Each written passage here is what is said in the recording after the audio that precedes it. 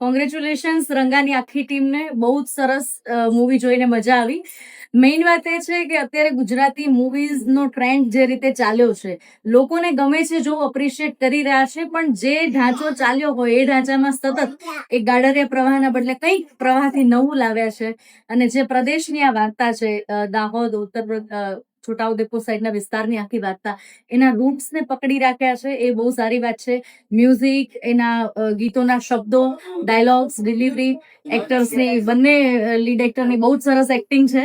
અને જે લોકલ સ્ટોરીઝને અત્યારે સ્ટેજ આપ્યું એ બહુ જ સરસ છે. અને આશા રાખીએ કે લોકો વધારે નવા ટ્રેન્ડને પસંદ કરે અને મેક્સિમમ એક એમ ચવાઈ ગયેલી કોમેડી અને એ કરતા કંઈક નવું આમાં આપ્યું છે એક મેસેજ સાથે.